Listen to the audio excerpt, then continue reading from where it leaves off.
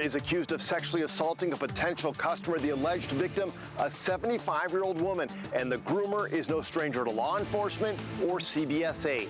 I'm feeling pretty good. I think everybody's a little bit nervous. San Diegans anxiously await Election Day. With Election Day looming, both parties are poised for legal challenges should any irregularities occur. I'll tell you how this could affect the election results. Election rumors and myths. We verify what's true and what's not coming up. We are working for your wallet and the planet. How you can best recycle to earn some cash. Coming up. A crew of dedicated volunteers could use your help. A cleaner North County and the 20,000 pounds of trash they've picked up. CBS 8 News live at 6 starts right now. A North County dog groomer who's accused of sexually assaulting a 75-year-old client is out of jail tonight after posting $100,000 bond. Good evening and thank you for joining us. I'm Carlo Cicchetto. I'm Marcella Lee. Sheriff's deputies say Tony Choi approached the woman while she was outside and asked her if she wanted her dogs washed. She said sure, invited him inside, and that is when they say Choi attacked her. CBS 8's Steve Price has been looking more into Choi's background and joins us live from Torrey Highlands with new details on this disturbing story. Steve.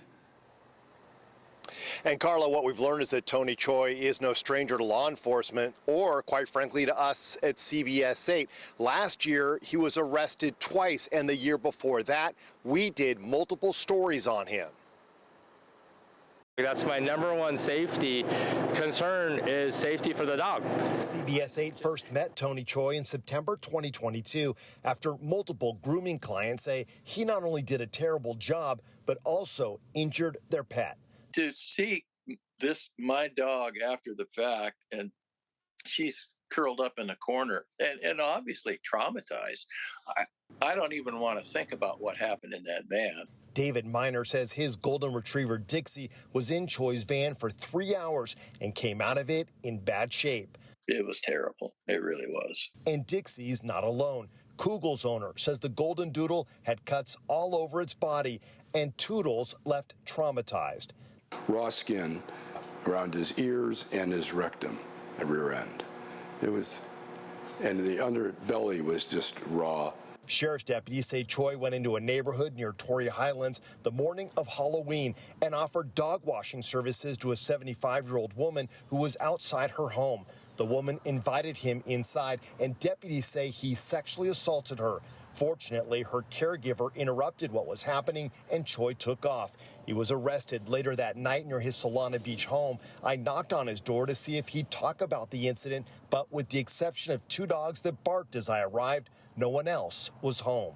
My goal is never to injure a dog. Choi has been charged with elder abuse and sexual assault, but CBS 8 has learned he's been arrested several times, including twice last year for allegedly driving under the influence of drugs. He's currently out of jail, released on $100,000 bail. And I checked with the district attorney's office today. They tell me that Choi is scheduled to be arraigned on Friday. By the way, when we talked to him back in 2022, he told our Anna Laurel back then that he actually changed the name of his business several times because he had so many bad reviews for his dog grooming. He had to do that to keep getting new customers. Marcella and Carlo.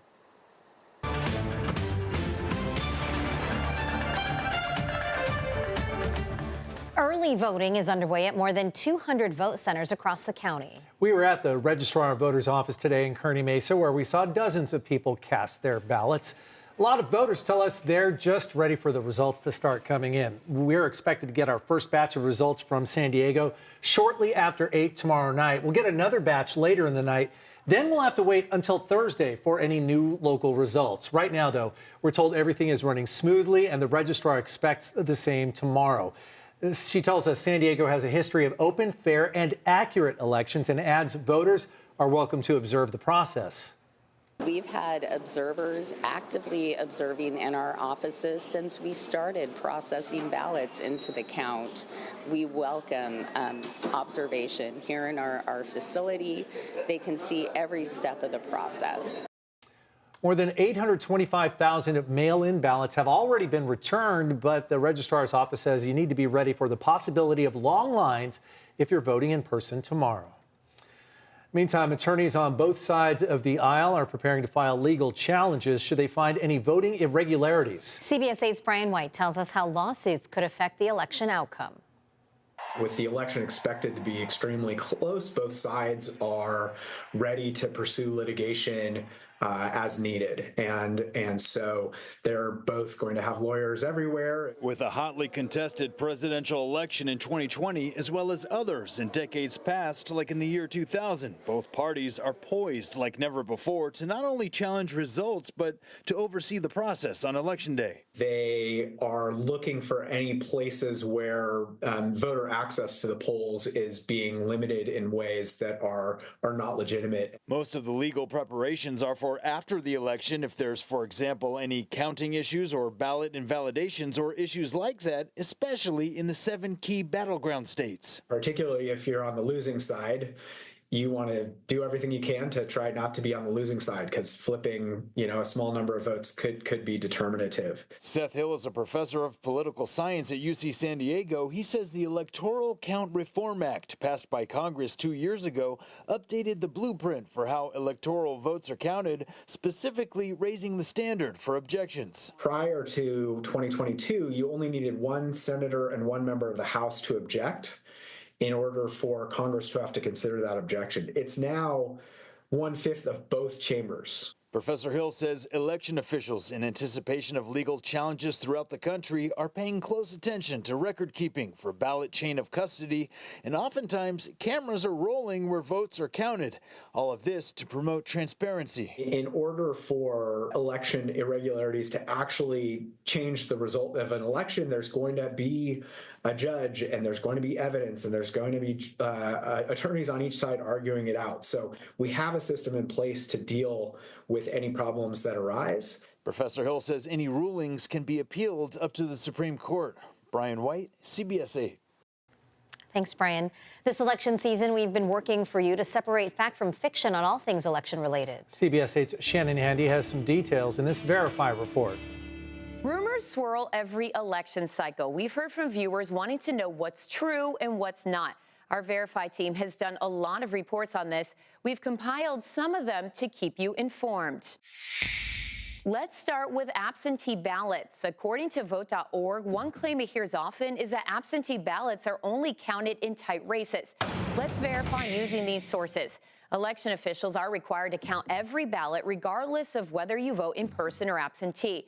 Some of the misconceptions stem from when races are called early. This happens when it's not mathematically possible for a candidate to win. But every ballot is still counted for the final tally, even if you already know the result.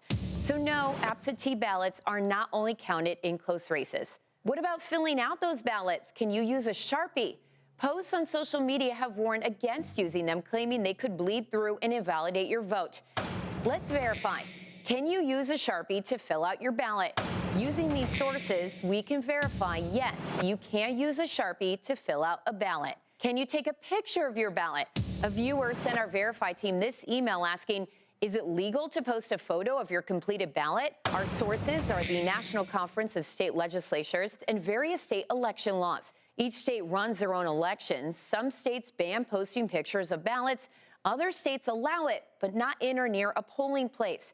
In California, it's okay to post a picture of your ballot, all while taking that picture inside a polling place. So we can verify rules for taking pictures of your ballot vary by state. What about candidate signs? Is removing a political sign from someone's yard a crime? Our sources, the U.S. Code of Laws and various state laws. There's no federal law against stealing campaign signs, but there are laws in all 50 states that make it illegal in most cases to take them from private properties. So yes, it is a crime to steal a campaign sign from private property. Right now, you're seeing candidates all over your TV screen. A lot of you wanted to know, are candidates allowed equal amounts of ad time? Let's verify. Our sources are the FCC and the Communications Act of 1934. According to the Communications Act of 1934, if a candidate appears for more than 4 seconds on a TV station's air, that station, quote, shall afford equal opportunities to all such candidates for that office. News interviews and coverage don't count, but entertainment content does. Also, notice the Communications Act says equal opportunities, not equal time. So if a candidate buys an ad for $1,000, the station has to give their opponent the option to buy an ad for the same price at the same time. And it only applies to broadcast TV or radio. So we can verify no, political candidates are not guaranteed equal amounts of ad time. Another question we looked into has to do with political ads. Are they required to be factual in order to be aired on broadcast television? Our sources are the Federal Communications Commission and the Federal Trade Commission. We found ads are regulated by the FCC, which applies just 2 rules. All candidates must have the same opportunity to buy commercial time on stations, and politicians can say whatever they want. Accuracy is not one of the rules. So we can verify no, political ads are not required to be factual in order to air on broadcast television. Now let's talk gas prices. Social media posts like this one claim they go down before elections to give the party in power a boost. Let's verify. Do gas prices always go down before elections? Our Verify team looked at historical data from these sources: the U.S. Energy Information Administration and Bureau of Labor Statistics. We also spoke with Ed Hers, Energy Fellow at the University of Houston. The U.S. Energy Information Administration keeps historical data on gas prices each week going back to 1993. We narrowed in on the 2 months leading up to general elections. Of the 14 election seasons we analyzed from 1994 to 2020, prices decreased in 8 of them. The other 6 saw price increases for gasoline. The U.S. Bureau of Labor Statistics also keeps monthly data on historic gas prices dating back to 1976. We looked at data in the months of September, October, and November. Of those periods in the 23 election years, gas prices decreased in 15 and increased in 8. Energy economists at Hers told Verify prices can sometimes dip in the fall, in part because that's when stations transition away from more expensive, smog-resistant formulations that are needed only in the summer. Second, there's less demand in the wintertime. He says a number of other factors are at play for a decline in prices. So we can verify no, gas prices do not always go down before elections. Finally, time for a fast fact about the personal information you provide on your voter registration. Some or all of that information, including which elections you voted in, typically becomes public record. In some states, that information is heavily redacted or only available to certain people. In California, political parties, candidates, and proponents of a ballot measure can request a portion of that data for a fee. With this Verify report, I'm Shanna Handy. All right, one more day, folks. How you can turn some of your trash into cash, that's still ahead in an Earth 8 report. Plus, Boeing union workers are voting on a contract proposal that could end a strike that started nearly 8 weeks ago. And remembering legendary music producer Quincy Jones. In your forecast tonight, you see clear skies out there. You're also talking about some chilly temperatures to go with that as we go into those overnight lows. Santa Ana winds return to the forecast by the middle of the week, and we're eyeing a chance for rain by the start of next week. All those details are coming up.